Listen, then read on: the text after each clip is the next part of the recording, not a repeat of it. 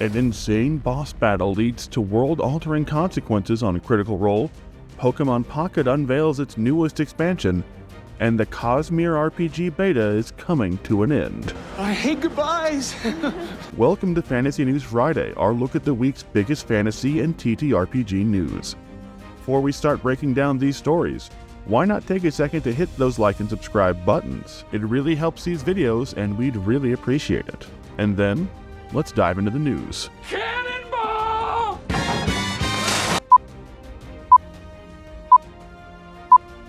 Critical Role had one of the most epic fights of all time last night, with nearly every party member going unconscious at one point, and 5 of the 8 Bell's Hells being down near the end of the combat, with both Breas and Imogen being a single death save away from actually dying, before some smart thinking by Aurum, who used his entire turn just to pour a potion into Dorian, who could then get up and cast Cure Wounds on everyone, basically saving them from a party wipe before, of course, he got blasted into unconsciousness himself. In what has become classic fashion for this campaign, it took some major outside intervention, this time in the shape of the ring given to Imogen by the Archart to save the party, as Lara had to roll a 4 or higher on a d20 to avoid dying and summon a massive meteor swarm from the ring instead, which she did manage to do, inflicting over 200 hit points of damage to the head and every limb of Predathos to end the combat. But that is where the real consequences started, as a weakened Predathos entered Imogen, and the Hells continued with their plan to try and bargain with / blackmail the gods into fleeing or giving up their mortality.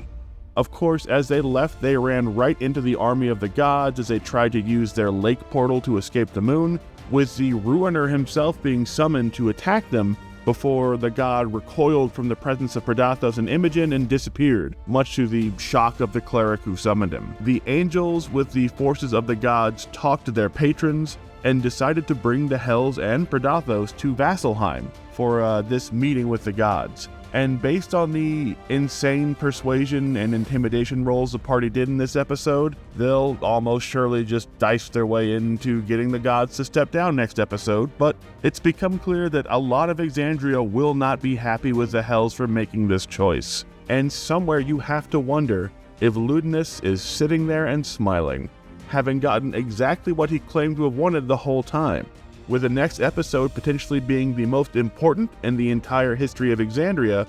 We cannot wait to see how this all finally shakes out. Can't wait! Dungeons & Dragons has released more info about the upcoming 2024 Monster Manual that will mean big changes to some popular player character species, but maybe not as soon as we thought. It turns out that in the new Monster Manual, the Githera and Githyanki are now joining their former hated masters, the Mind Flayers, as aberrations instead of humanoids, which has a variety of implications in terms of abilities and spells and how they would impact this popular species. They also join the Gnolls, Goblins, Kenku, and more as player races that have left the humanoid tag behind. And in fact, in another video talking specifically about the new Fey creatures, which now include the Goblins, the D&D devs basically revealed that there could still be humanoid versions of these species as well that will be chosen as player species, muddying the waters even more. The devs went on to say that while these Monster Manual changes will not affect the current roster of playable character races, they will be introducing more and more non-humanoid playable species in the coming months and years. So basically, consider the new Monster Manual more of a teaser of things to come in D&D 2024. When it comes to player species, players will then get to find out just how powerful it may be to avoid that humanoid targeting clause in so many popular spells and offensive abilities with these new species, as they will have a steady new stream of Fey, Fiend, and Aberration versions of player species to choose from in the coming months and years. But I want it now!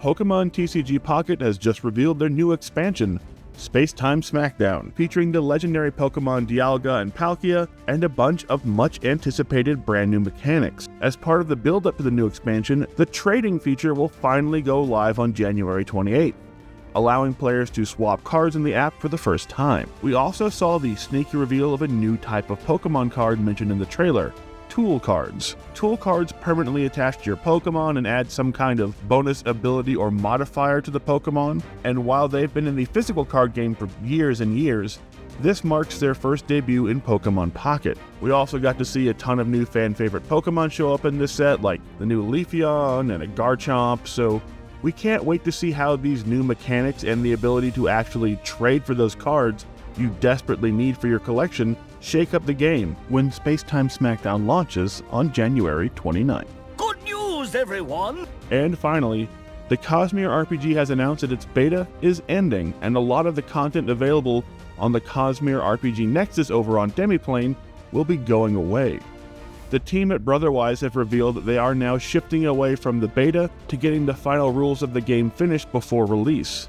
And because of that, starting on March 31st, they will be pulling the compendium and reader access for the Cosmere RPG from the Nexus.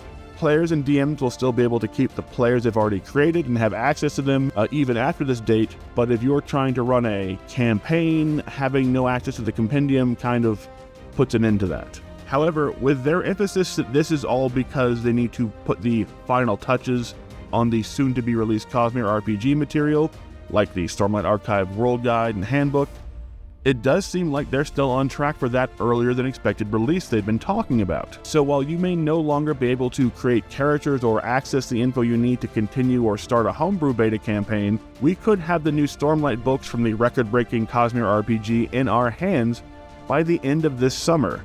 And that seems like a perfectly acceptable trade to us. And that's all we have this week for Fantasy News Friday. Tell us what your favorite segment was down in the comments, and don't forget to hit those like and subscribe buttons.